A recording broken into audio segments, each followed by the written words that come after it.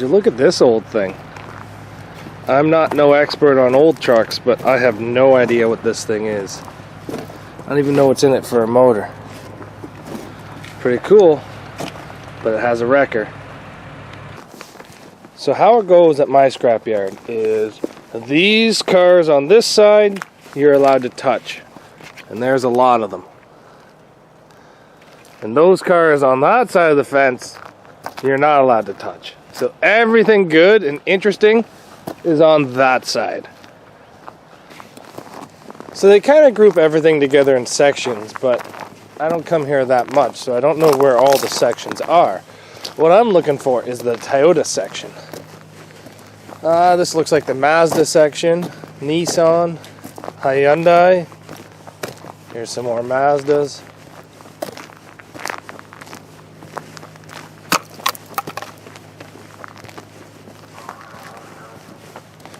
What do we have here? Is that a Mini Cooper? Oh, I've always wanted to wreck a Mini Cooper. Little different, little small, fiberglass hoods. But those frame rails actually look pretty tough on this Mini Cooper. I don't really like that there's no support for the strut towers to the front, but if I had one, I'd totally wreck it. That's for sure. The wife's wanted to figure eight one of these things for years. But let's move on. Would you just look at those super sweet tail lights? Oh my goodness. I don't know how anybody hasn't taken those yet. Whoa, baby. Here's another car I've always wanted to derby, but I knew would never go well. It's a Corvette. That's right, boys and girls. If I ever got myself a cheap $300 Corvette, you know what I'd be doing with it. But look at the size of those frame rails. Junk, bud, just junk. Well, we found the Toyota section. Well, I guess what's left of the Toyota section. That's right, no motor. Pretty sure this thing was a V6 though. Here's another newer Toyota Camry. Burnt to a crisp. Right to a crisp. If a lot of you guys are wondering why nobody really uses these newer ones, I'm pretty sure that there's guys out there that are using them. And I imagine in the future they'll become more and more popular. But, that being said, I think this is maybe one of the big drawbacks. On the older style, the subframe actually connects to the frame instead of having a little spacer here. So I think that might be an issue. It looks like there's a big bend in the frame right there too. It looks factory. Motor mounts look a little bit easier to get to here on the outside, but the subframe looks just as beefy. Lower control arm looks a little different, but still quite beefy. I don't know. I think these cars right here will become more and more popular in the coming years. But one thing I did notice, I'm always on the lookout for bumpers, and take a look at this Toyota Matrix. The whole front end is swayed off to the front real bad. Frame is bent back here by the strut towers. It is completely folded over and bent on itself right here. But take a look at that bumper. It's still straight. No problems, anything with that bumper. So maybe that would be a good bumper to try to grab today. I don't know what they charge for bumpers. Something tells me like 50 bucks. Not willing to pay 50 bucks for that though. This hurts my heart, seeing all these great derby cars just sitting here to be turned into a flat pile of cars. That looks like the Toyota Avalon I have. It has an aluminum bumper. I really was not expecting that. Damn. I guess we'll have to wait to see when I pull the cover off to see what bumper's actually underneath it, because I do not want an aluminum bumper. Believe it or not, I've wanted to derby one of these cars for quite some time. The problem is just about everyone here in Ontario that is still on the road is a V6.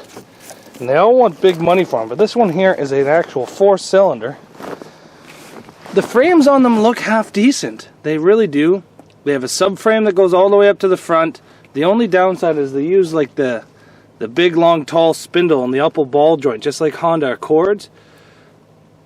But I kind of think these things are going to be a mean car in the future. I think these are going to actually take the place of Tauruses.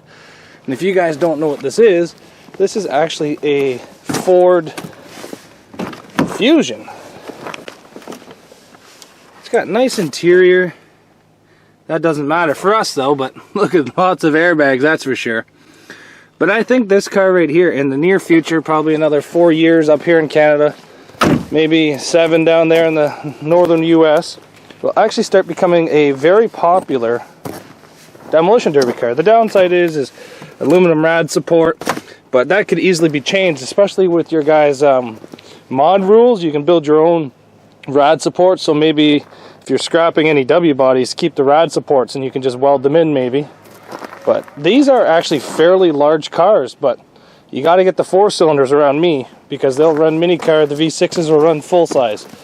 But I think they're going to start taking the places of these Tauruses pretty quick. And I'd like to get my hands on one and actually derby it. This looks like a Toyota after I've driven it. Whole front frame pushed into firewall. Yeah, that looks like I drove this Toyota. Here's what I'm talking about these Ford Fusions. As you can see, the frame rail hasn't actually moved. It's just the bumper shocks that are welded to the bumper that have kind of ripped away and twisted in. But that looks like a heavy, heavy front end shot to the front of this thing. And these frame rails have not moved. Oh, that's going to be a tough car. We'll have to see if I can try to get my hands on one of these cars in the future. I'd really like one, but unfortunately all the ones I see for sale are all V6s, and they still all want $1,000 plus. So we'll have to see what the future holds for these cars and me. Don't none of you guys laugh, but I want to derby one of these cars so dang bad. I don't know why. I know that it won't last long, but I still want to just send it. Oh, after looking at this, I'm not so happy. Aluminum spindles. Oh, I'm not excited. Aluminum bumper. I'm not that excited. But I imagine I could swap all this stuff out. Especially a hatch model. That would be pretty cool. Be the most fuel efficient car inside the ring, that's for sure. What are you doing? This is all wrong. Get out of here. Go to my backyard. I do not want to see you back here ever again. These things are getting extremely rare, especially around me. Oh, why are you in the scrapyard? You've even got wood paneling. Oh, you're a 7-seater.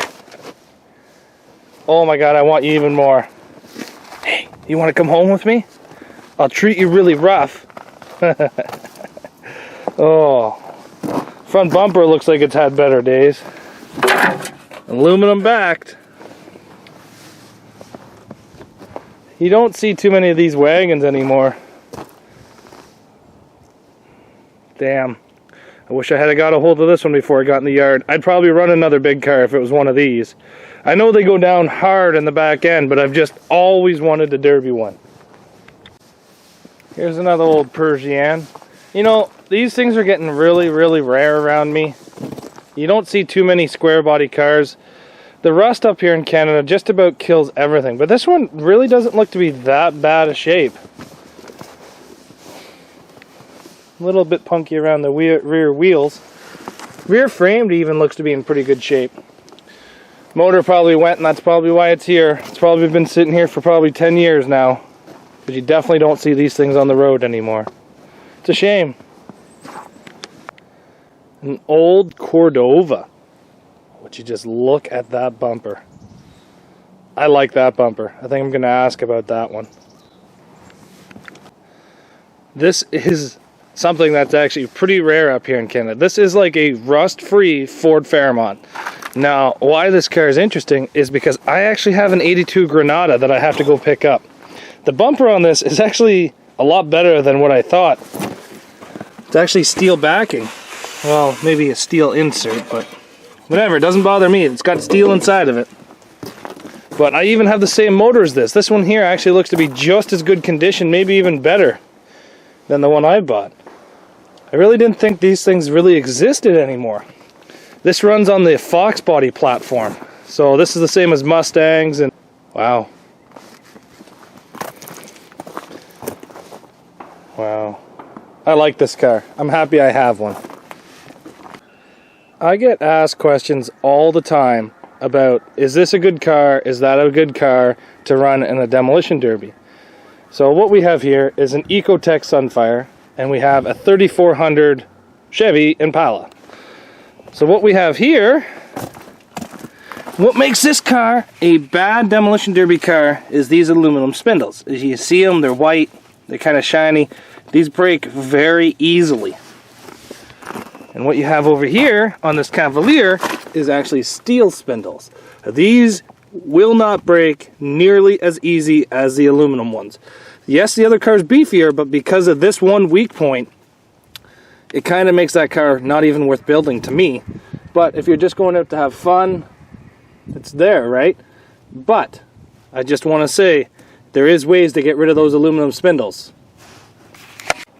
Here's another car that I wanted to derby. I need that bumper sticker. But I've wanted to derby one of these for a while. I just started looking at it, and in the back here, there's quite a bit of aluminum. All your links and tie rods and all that are aluminum. But this is rear wheel drive, so if you break any of those, you're probably going to spit out an axle pretty fast. So I'm a little set back by that. But in the front up here, none of this looks beefy at all. You see the lower tire control arms are actually two separate tie rods. It's a pretty weird setup. You have a really, really long, skinny front spindle, which is not really the best, and a very tiny, tiny upper control arm. Frame looks good. Bumper looks good. But all that stuff kind of sucks. Maybe I will never end up doing one of these just because of those reasons. Who knows, if I get a good deal on one, maybe, but I doubt it. Now this is a car that a lot of you guys may remember, or if you're a little bit too young, you won't remember. This is a K car. These were the almost original disposable shitty cars that everybody drove back in the late 80s, early 90s. These are probably one of the first disposable cars that ever came out. Yes, there was ones before it, but nothing really took off like these K cars. But they're known to rot, and they're pretty much all off the road now. I have not seen one on the road now in probably 5 years. It's good to see these Mazda front bumpers are holding up just the way I thought they did. As you can see, this Mazda took a nasty, it looks like driver's side impact. The whole frame is pushed in to the point where this car is pretty much garbage. But would you take a look at this bumper? I can't get this off, but there's not a dent on this bumper. I might try to break that off. Nope, that's not coming off. But look at that. These Mazda 3 bumpers are so strong. So strong. Another bumper. Another bumper. Oh my god, it's going to be... If I can find out how much for these bumpers, I'm probably going to take them all. Now here's a Mazda 6. Its bumpers don't look as good. As you can see, they got that little bolt-on piece that comes out. And here on the passenger side, it looks like it's pretty much wrecked. So maybe not the Mazda 6, but definitely the Mazda 3 bumpers are worth looking into. Best demolition derby car in the world. We have ourselves a Smart for 2. I'm pretty sure that's the motor. Not 100% sure on that. Take a look at the frame rails. This is so tiny, it's funny. Oh. Derby car! Future derby car! If I ever got my hands on one, I don't even know if I'd be able to go in the ring with it, it's so tiny. Maybe everybody would just leave me alone to the point where I'd win. Who knows though. These look pretty unique. It looks like it's got two frame rails.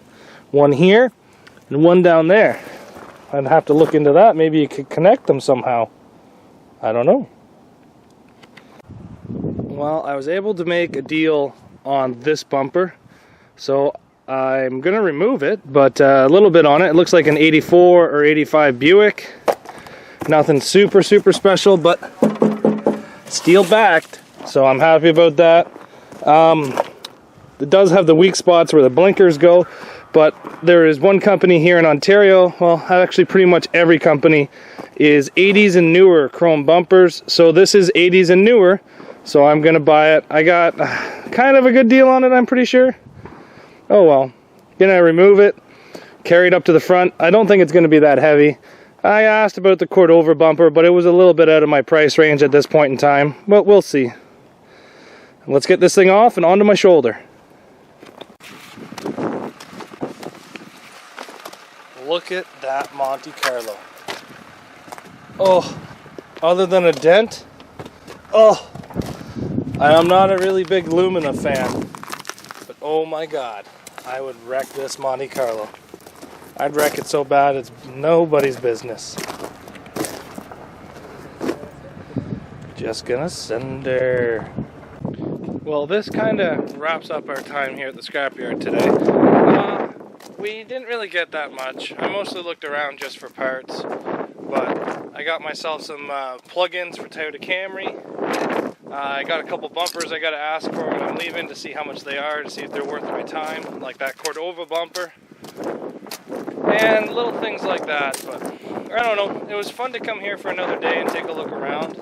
You never know what you're going to find at the scrapyard. And sometimes it's just nice to get out and do a little bit of walking around wrecked cars. You get to see a couple bent cars, get to see a couple cars that you like to smash, get to see a couple rolled over Rangers. You never know what you're going to find here. I like some of the old stuff, that's for sure. Definitely like the old stuff. But, oh well. Thanks for watching, guys, and we'll see you back here tomorrow. Take care.